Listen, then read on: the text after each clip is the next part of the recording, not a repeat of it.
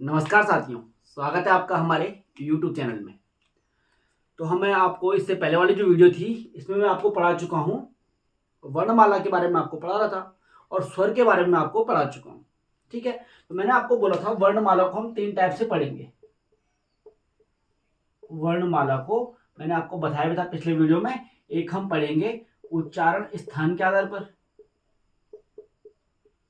एक हम पढ़ेंगे वायु संवेग के आधार पर, या आप इसको प्राण भी बोल सकते हैं, प्राण के आधार पर, या एक हम बोलेंगे तारत्व के आधार पर। ये मैंने आपको पिछले वीडियो में बताया था।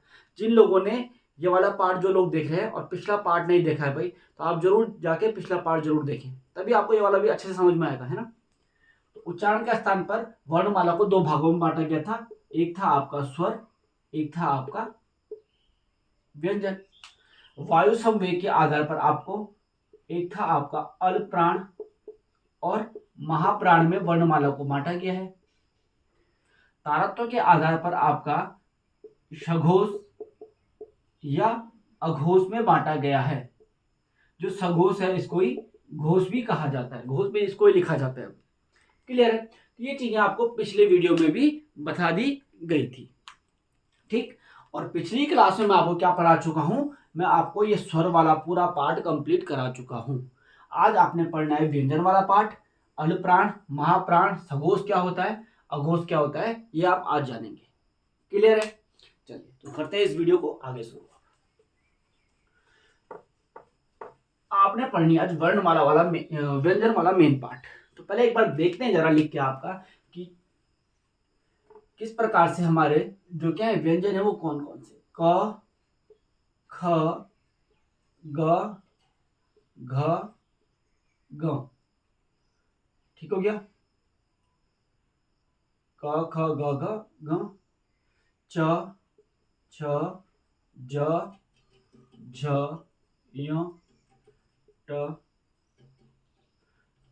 ठ, ड, ढ, ण, त, थ, द, ध, न और प, फ, ब, भ, म।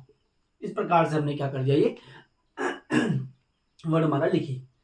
ठीक, इसके बाद क्या आता है आपका य, र, ल और व। ठीक हो गया। अब इनके बारे में बात करेंगे, इन्हें क्या कहते हैं, कैसे कहते हैं, जो भी है ना। फिर आपका आएगा श, श, श, श, ह। फिर आपका आएगा अक्ष, त्र, ज्ञ और स्र। लास्ट में आपके 2 व्यंजन आते हैं भाई, अढ़ और अढ़ अढ़। ठीक, इस प्रकार से आपके टोटल व्यंजन कितने हो गए, देखो 5 ये हैं, तो 5, 10, 15, 20, 25 और 4 29, 4 33, 4 37, 2 39। तो मैंने आपको बताया था जो कुल व्यंजन होते हैं वो कितने होते हैं, 39 होते हैं। कुल व्यंजन कितने होते हैं, 39 होते हैं। अब आपका जो ये क, ख, ग, घ, ग है, इसको बोला जाता है भाई क्या, इसको बोला जाता है क वर्ग। इसी प्रकार से इसको बोला जाएगा च वर्ग, इसको बोला जाएगा ट वर्ग, इसको बोला जाएगा त वर्ग और इसको बोला जाएगा प वर्ग। मतलब प से शुरू है तो पूरा प वर्ग। ठीक, तो क वर्ग, च वर्ग, ट वर्ग, त वर्ग और प वर्ग, इनको मिला के अगर मैं बोलूं इनको क्या कहते हैं, तो ये सारे आपका स्पर्शी व्यंजन कहलाते हैं। स्पर्शी व्यंजन। संख्या कितनी इनकी, टोटल 25 इनकी संख्या होती है। ठीक, अब आपका आता है य, र, ल, व। देखो जब भी आप क्या करोगे, य, र, ल, व बोलोगे, तो आपकी जो आवाज है, आपको लगेगा जो वर्ण निकल के आ रहा है, जो व्यंजन निकल के आ रहा है, वो आपके अंदर से निकल के आ रहा है। तो इसलिए इसको बोला जाता है अंतस्थ व्यंजन। अंतस्थ व्यंजन। ठीक है। अब दूसरा आपका श, श, स, ह। तो जब भी आप अगर श को बोलो एक बार और अपने मुंह के आगे हाथ लगा दो, अपनी हथेली को इस प्रकार लगाओ, फिर आप बोलोगे अगर श, तो आपको लगेगा अंदर से क्या आ रही है, ऊष्मा आ रही है ना। आपको अंदर से ऊष्मा आती हुई महसूस होगी। तो इसलिए इनको क्या कहा जाता है, ऊष्मीय व्यंजन कहा जाता है। इनको ऊष्मीय व्यंजन कहा जाता है। अब जो आपका अक्ष, त्र, ज्ञ और स्र ये व्यंजन है, ये व्यंजन क्या है, किसी दो वर्णों के मेल से बने हैं। इनको मैं आपको पढ़ाऊंगा अभी बाद में, है ना। ये दो वर्णों के मेल से बने हैं, इसलिए इन्हें क्या बोल देते हैं, इसलिए इन्हें संयुक्त व्यंजन कहा जाता है। इन्हें क्या कहता है, संयुक्त व्यंजन। अब जो आपका अड अड है, ये क्या है, इनको बोलते हैं आगत व्यंजन, क्योंकि ये क्या है, ये हमारी जो हिंदी भाषा है, ये जो हमारी वर्णमाला है, इसमें बाहर से आई है। कहां से आई है, तुर्की से आई है। ये आए हैं तुर्की से, तुर्की भाषा से लिए गए हैं। तो इसलिए इनको क्या बोलते हैं, इनका नाम आएगा आपका आगत व्यंजन, या इनका नाम आएगा, इनको भी बोलते हैं द्विगुण, जो दो गुण प्रदर्शित करते हैं, द्विगुण व्यंजन, या इनको भी बोलते हैं आप उत्क्षिप्त व्यंजन। इनको ही क्या बोलते हैं, इनको उत्क्षिप्त व्यंजन भी कहते हैं। किसको, अड अड को। ठीक है भाई। ये है नॉर्मल। तो इस प्रकार हमने क्या पढ़ा, ये उच्चारण स्थान के आधार पर ये व्यंजन का विभाजन है। उच्चारण स्थान के आधार पर व्यंजन का विभाजन क्या हो जाएगा, स्पर्शी व्यंजन में, अंतस्थ व्यंजन में, ऊष्मीय व्यंजन में, संयुक्त व्यंजन में और आगतीय द्विगुण व्यंजन में। तो ये बनते हैं आपका किसके आधार पर, उच्चारण स्थान के आधार पर व्यंजन का विभाजन। अब पढ़ेंगे हम किसके आधार पर, अब पढ़ेंगे हम वायु संवेग के आधार पर। तो आपने पढ़ा था पीछे, वायु संवेग के आधार पर दो भागों में बांटा गया है, एक अल्प प्राण, एक महाप्राण। प्राण का मतलब क्या होता है भाई, जो प्राण है, प्राण का मतलब भी क्या है, वायु, है ना। वायु से तो हमारा प्राण है, तो प्राण का मतलब भी होता है वायु। क्लियर। अब एक है अल्प प्राण, एक है महाप्राण। तो देखिए, जब भी आप व्यंजन शब्दों को बोलते हैं, तो हर किसी वर्ण को बोलने में एक जैसी उस वायु का हम प्रयोग नहीं करते हैं, है ना। किसी वर्ण को बोलने के लिए कम वायु का प्रयोग किया जाता है, किसी वर्ण को बोलने के लिए अधिक वायु का प्रयोग किया जाता है। जैसे मैं बोलूं अगर क, तो क को बोलने के लिए कम वायु का प्रयोग होता है, लेकिन यही अगर मैं बोलूं ख, तो ख को बोलने में ज्यादा वायु का प्रयोग होता है। फिर मैं बोलूं अगर ग, तो ग को बोलने में कम वायु का प्रयोग, मैं घ बोलूं तो उसके लिए ज्यादा वायु का प्रयोग करते हैं। तो इस प्रकार आपका क्या है, क वर्ग का मैं बात करूं, या च वर्ग की बात करूं, या ट वर्ग की बात करूं, या त वर्ग की बात करूं, या फिर प वर्ग की बात करूं, तो किसी भी वर्ग का जो पहले वर्ण होते हैं, या जो तीसरे वर्ण होते हैं, या जो पांचवें वर्ण होते हैं, ये सारे क्या होते हैं, ये सारे आपका अल्प प्राण होते हैं। कौन कौन से, पहला, तीसरा और पांचवें क्या होते हैं, अल्प प्राण होते हैं। क्लियर है। इसी प्रकार अगर बात की जाए दूसरे और चौथे वर्ण की, ये सारे दूसरे वाले सारे, ये चौथे वाले सारे, ये क्या होते हैं, आपका महाप्राण होते हैं। दूसरा और चौथा क्या होता है, आपका महाप्राण होता है। क्लियर है भाई। चलो अब थोड़ा सा आगे देखना है आप लोगों ने, इसमें आगे देखेंगे हम लोग य र ल वो को, य र ल वो। तो ये जो आपके, ये जो चारों अंतस्थ जो आपके क्या है, व्यंजन हैं, अंतस्थ व्यंजन आपके चारों क्या होते हैं, तो ये चारों आपके अल्प प्राण होते हैं। ये चारों आपके क्या होते हैं, अल्प प्राण होते हैं। ठीक है। इसी प्रकार से अगर मैं बात करूं श श श ह की, जो आपके क्या है, ऊष्मीय व्यंजन हैं, ये क्या होते हैं आपके सारे सारे ऊष्मीय व्यंजन आपके क्या होते हैं, महाप्राण होते हैं। ये क्या होते हैं, आपका महाप्राण होते हैं। अब जो अक्ष, त्र, ज्ञ, स्र है, ये तो भाई दो वर्णों से मिलके बने, तो ये क्या होते हैं, इनके लिए बोलना संभव नहीं है, तो इनको अल्प प्राण महाप्राण में नहीं लिया जाता है। ठीक हो गया। तो इसको मैं पढ़ाऊंगा आपको बाद में, यहाँ पर थोड़ा स्पेस भी कम है, तो इन दोनों को मिठा रहा हूं, इनको अलग से आपको पढ़ाएंगे फिर। ठीक है। तो ये बढ़ गई हमारी वर्णमाला किसमें, अल्प प्राण महाप्राण में। ये हमारे जो व्यंजन है, इनको हमने किसमें बांट दिया, वायु संवेग के आधार पर कौन सा अल्प प्राण होगा, कौन सा महाप्राण होगा, इसमें हम इसको डिवाइड कर चुके हैं। अब आपने दूसरी चीज पढ़ी थी भाई, किसके आधार पर, तारत्व के आधार पर। किसके आधार पर, तारत्व के आधार पर। तारत्व के आधार पर भी वर्णमाला दो प्रकार से बटी है। एक इसमें आपका, एक होगी सघोष, एक हो गया आपका अघोष। सघोष को हम लोग क्या कह सकते हैं, सघोष को हम लोग घोष भी कह सकते हैं। क्लियर है। फटाफट आप लोग नोट भी करते रहे भाई, है ना। तो सघोष, अघोष। अब बात की जाए कि सघोष क्या होता है, अघोष क्या होता है। अब जब हम वर्णों का उच्चारण करते हैं, तो कुछ वर्णों के समय, मतलब तारत्व का मतलब क्या है, तारत्व का मतलब है कंपन। है ना। तारत्व, जैसे गिटार में तार होती है, सितार में तार होती है, एक तारा में तार होती है, तो वही तो तार से क्या होता है, कंपन होता है। तो तारत्व का मतलब है कंपन। तो मतलब किस वर्ण को बोलते समय हमारे गले में कंपन उत्पन्न होता है, वो क्या हो जाएगा, आपका सघोष हो जाएगा। जिसको बोलते समय कंपन नहीं होता है वो आपका अघोष हो जाएगा। जैसे मैं बोलूं क और ख, तो गले में कोई भी कंपन नहीं होता है। वहीं आप बोलो ग, घ, ग, तो आपके गले में क्या होगा, थोड़ा बहुत कंपन महसूस होगा। तो इसी प्रकार प्रत्येक वर्ण के, प्रत्येक वर्ग के जो पहले दो वर्ण हैं, प्रत्येक वर्ग के पहले तो जो वर्ण है, दो वर्ण है, वो क्या होते हैं, अघोष।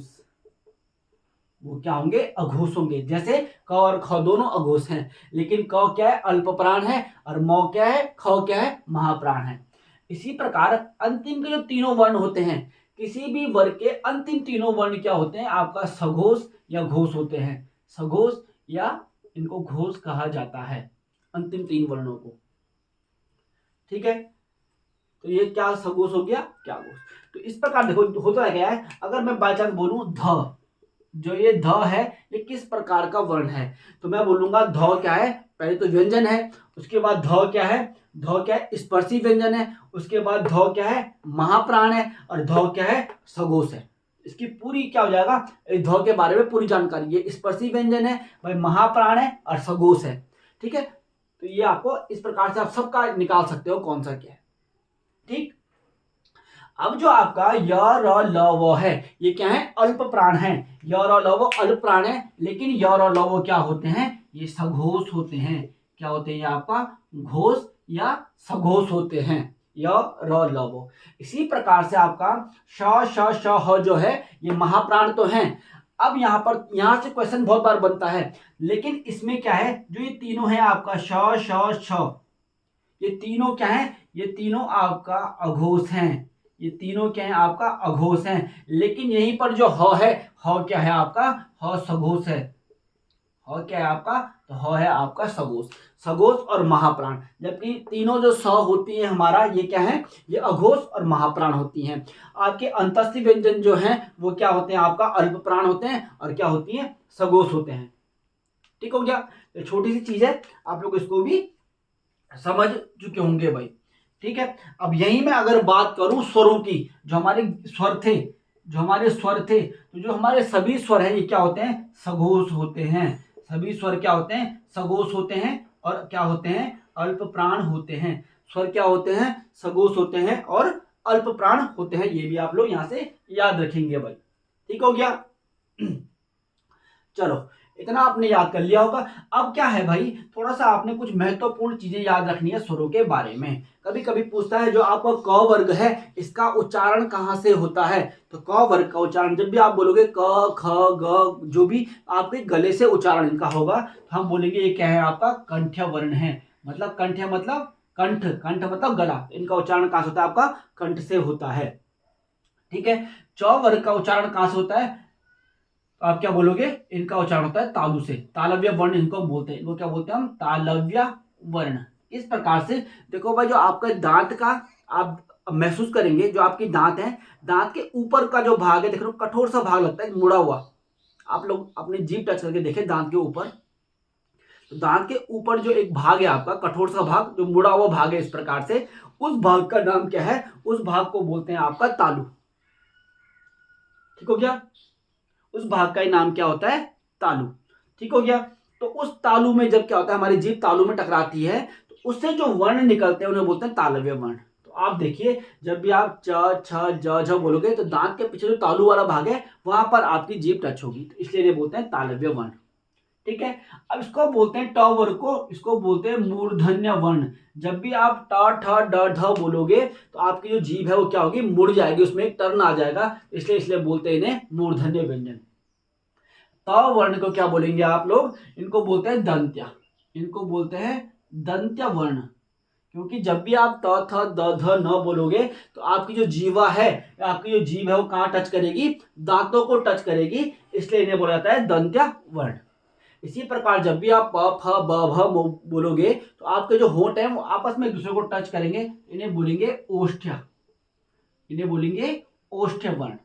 ठीक है, याद करने में आपको कोई दिक्कत नहीं आएगी भाई। अगर दिक्कत आ भी रही है तो आप कैसे याद रख लोगे इन्हें, के KTM2।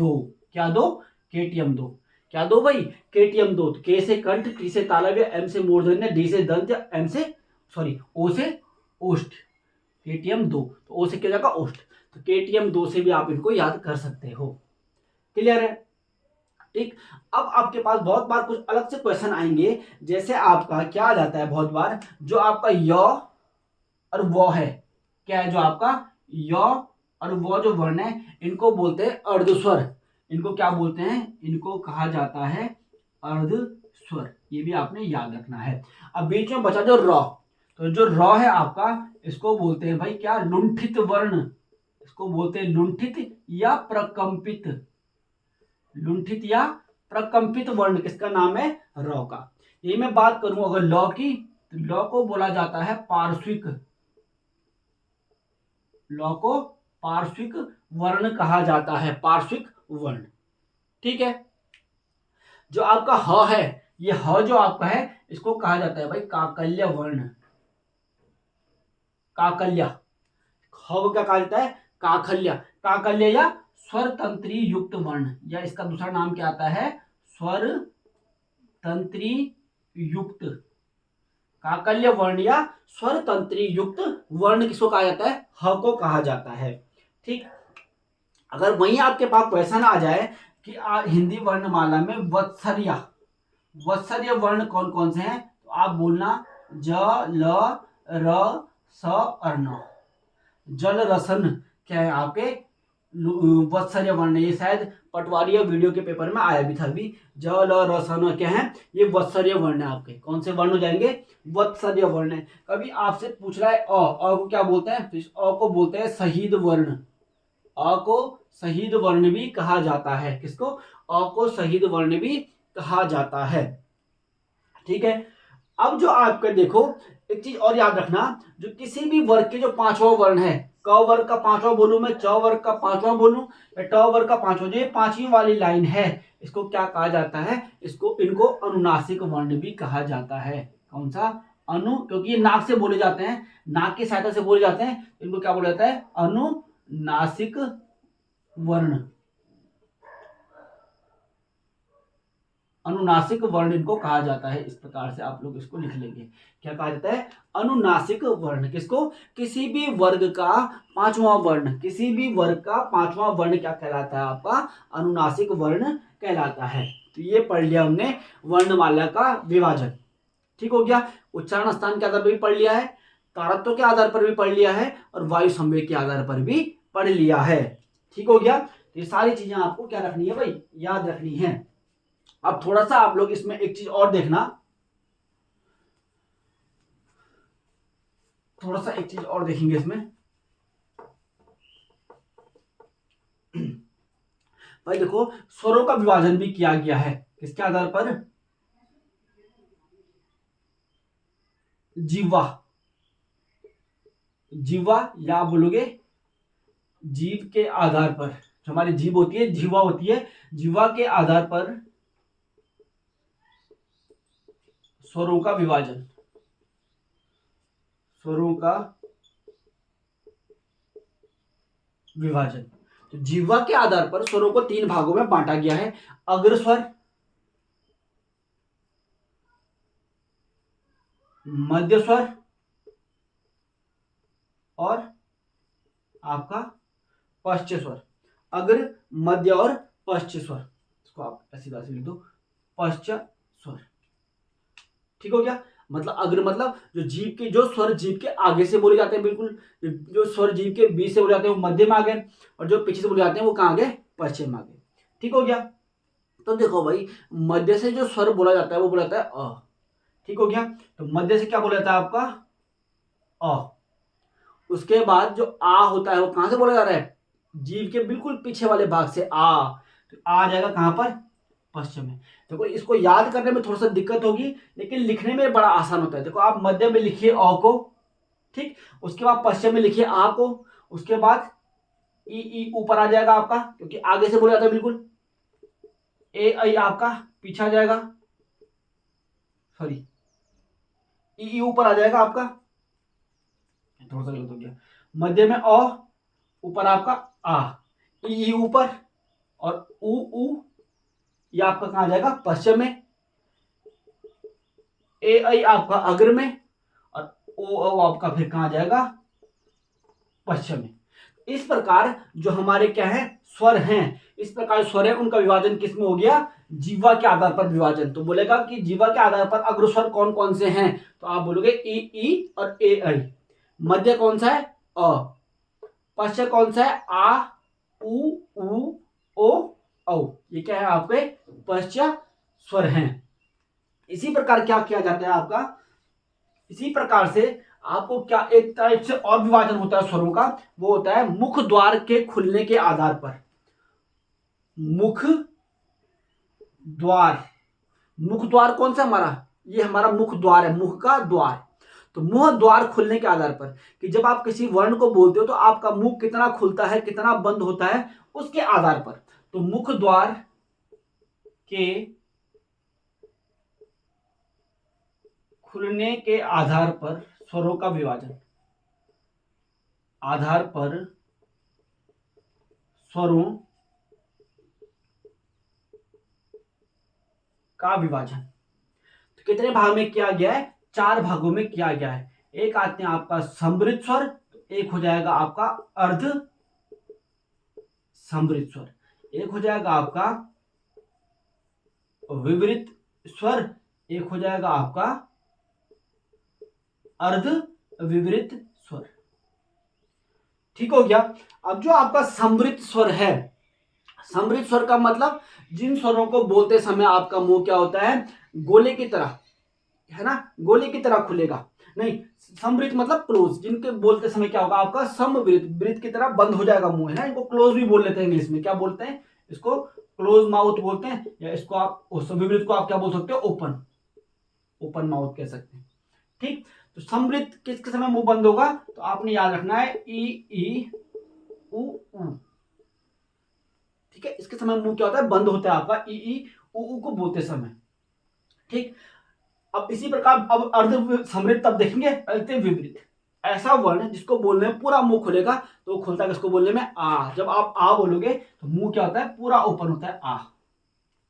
ठीक हो गया, आ। अब बात करूं मैं किसमें, अर्ध विपरीत में। किसमें, अर्ध विपरीत में या अर्ध समृद्ध में।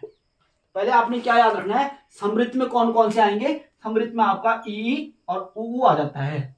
विपरीत में कौन सा आता है, विपरीत में आपका आ जाता है। ठीक है, अब मैं बात करूं अर्ध विपरीत की। अर्ध विपरीत में आपका आ जाएगा एक तो अ, एक अ आ जाएगा, एक आपका आई आ जाएगा और एक आपका औ आ जाएगा, जो बड़े बड़े मतलब देखो अ के बाद तो अ यहाँ, आ के बाद तो अ यहाँ आ गया, लेकिन उसके अलावा जो दोनों बड़े बड़े हैं आई और औ यहाँ आ गया। अब बचा अर्ध समृद्ध में, तो यहाँ क्या जाएगा आपका ए और ओ। ए और ओ कहां जाएगा आपका, अर्ध समृद्ध में आ जाएगा। ये किसके आधार पर विभाजन है, ये आपका मुख द्वार खुलने के आधार पर किसका विभाजन, स्वरों का विभाजन है। ठीक है, तो इस प्रकार हमने आज क्या पढ़ लिया, पूरी वर्णमाला का विभाजन पढ़ लिया भाई। इसमें मैं आपको लगभग सारी चीजें पढ़ा चुका हूँ। ठीक, आज की वीडियो को यहीं पर समाप्त करते हैं। अगर वीडियो अच्छा लगा हो तो लाइक करें, शेयर करें और कमेंट करें। धन्यवाद।